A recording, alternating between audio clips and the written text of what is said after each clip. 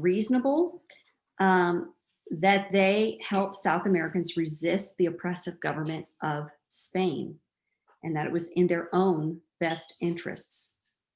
Um, he also indicated Europeans should support the independence movement because it would secure a right balance of powers in the world and also secure European commercial investment in South America.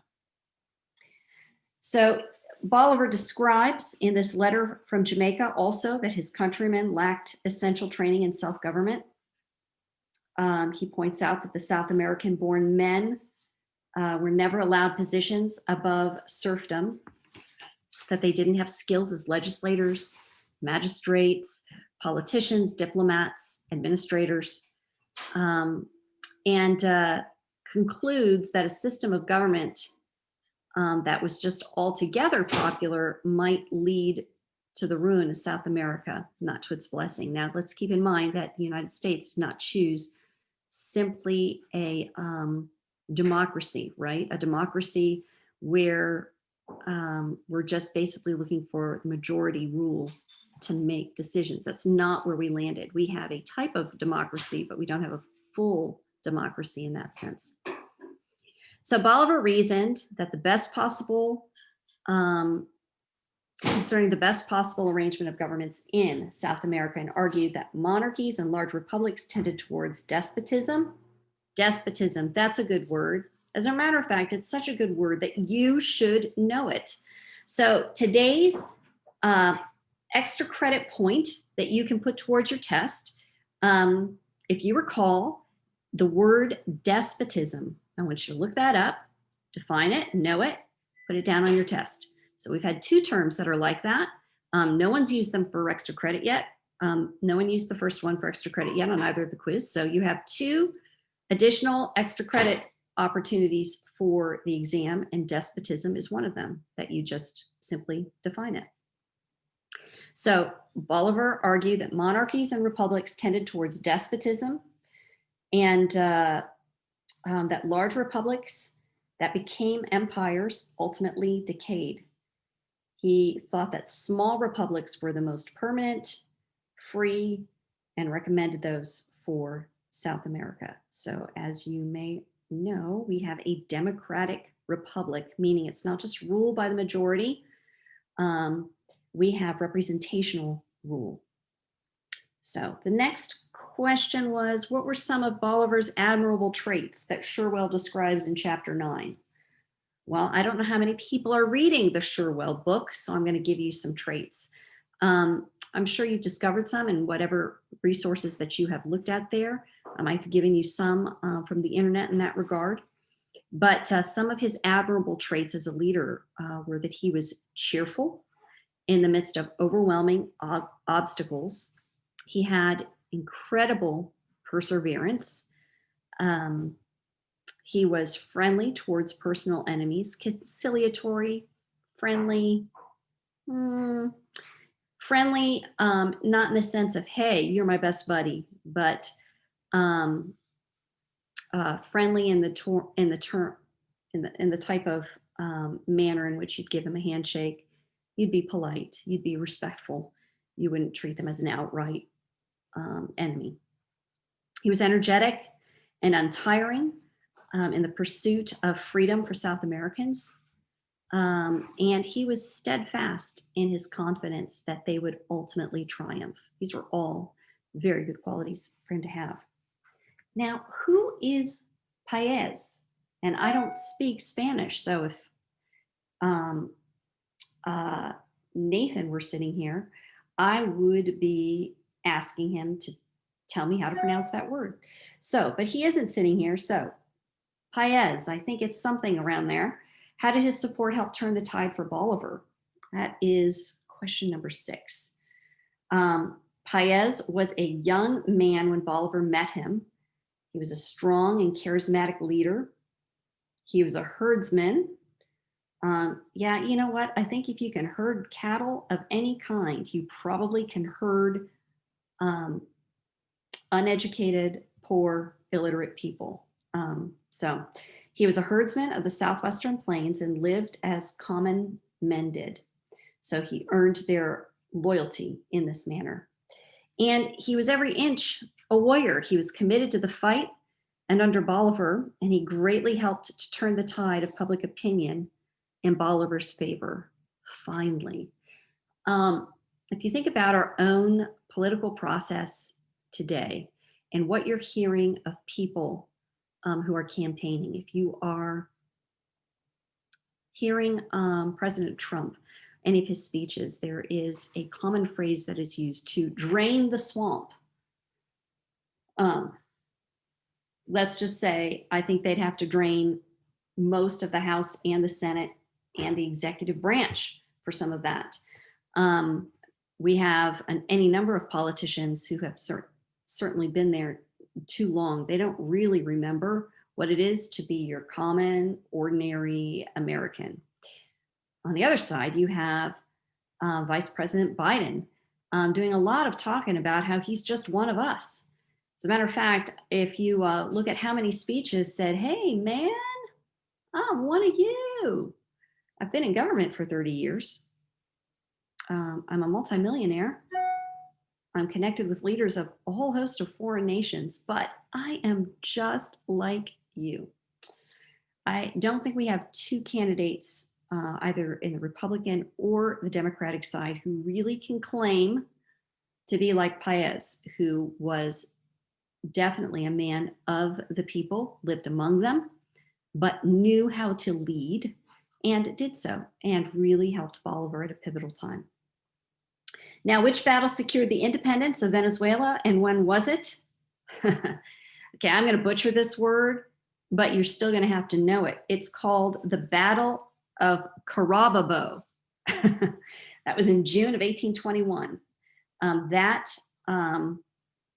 battle is what secured the Spanish defeat and ended their dominion of Venezuela. So hopefully you have that down.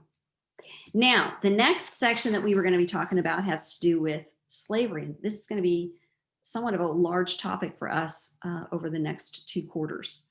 There were a number of classes in the South of the United States, just like there were different peoples in South America. There were wealthy plantation owners who had been among the richest men in the new American Republic since the 1700s, which isn't that long ago.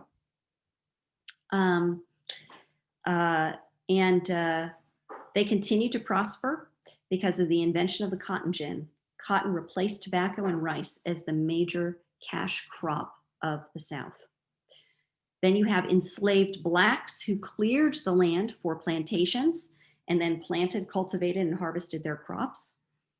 During the early 1800s, how slaves were treated took a major step back. They had longer hours, not that they were ever treated well, but with the rise of the plantation and the cotton gin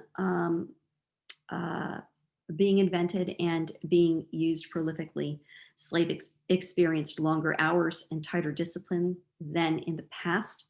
It was discipline that was meant to be dehumanizing, and it was arbitrary. Rarely was it actually based on anything legit. Slaves lost families and friends as a result of the interstate slave trade,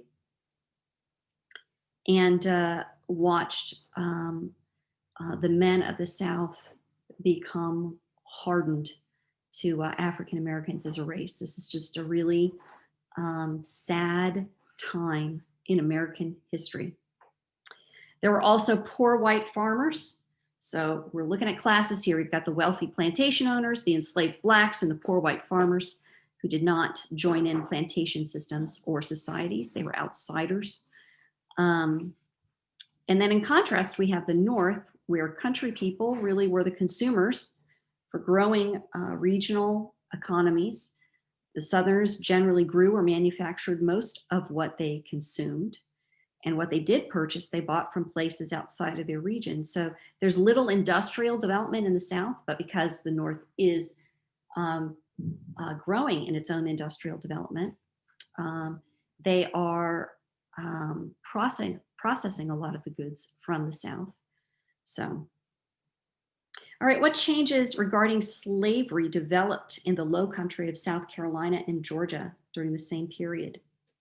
Well, where rice was traditionally the cash crop, owners made a massive recommitment to slavery. Slaves had either run away or been carried off by the British during the Revolutionary War, and the slave trade was going to be made illegal in 1808. So before this happened, planters pushed to import as many African slaves as they could. It's a terrible, terrible thing. Over 250,000 were imported between 1788 and 1808. At that point in time, slaves made up 80% of the population of the coastal counties of those states. So the task system was implemented. That meant that slaves were given tasks, and when they had completed them, they were at leisure. Many worked private lands, some up to 5 acres, and maintained a brisk economy. How they would work those lands in their free time, 5 acres is a good amount of land for anybody. But the system worked well for masters because slaves worked hard, required minimal supervision, produced much of their own subsistence, and made money for their owners. So the task system provided more for slave owners. It provided maybe a little bit more from slaves because they could count on what provision they had because they were growing it themselves, but they had to do all of that in their spare time, which there really wasn't much of. So, and the final question I had is, how did Black slaves of the American South view and practice Christianity differently from their white masters? Wow, huge difference. With the Second Great Awakening, whites became interested in evangelizing Black slaves.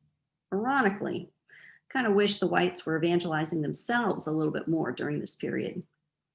But slaves participated in revival meetings, and the number of Christian slaves increased steadily.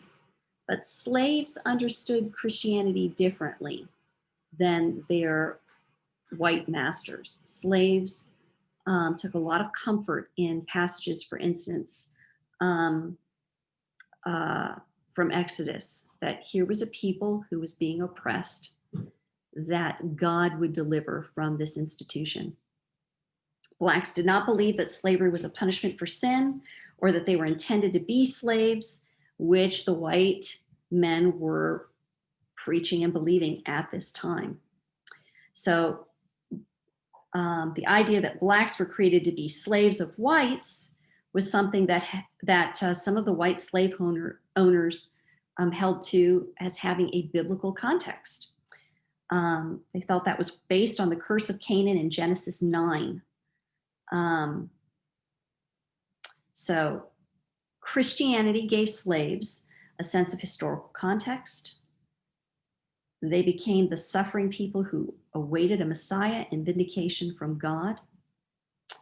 And it probably curtailed a lot of rebellions, although those still did happen from time to time and would happen more in the years to come. So, all right, that is an overview of our questions from this week.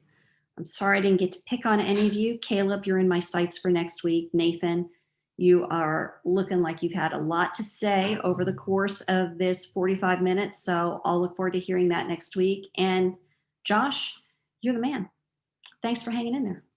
So thank you guys. Missed seeing you. And we'll see you next Friday from 8:30 to 10:30 at my house. Thanks.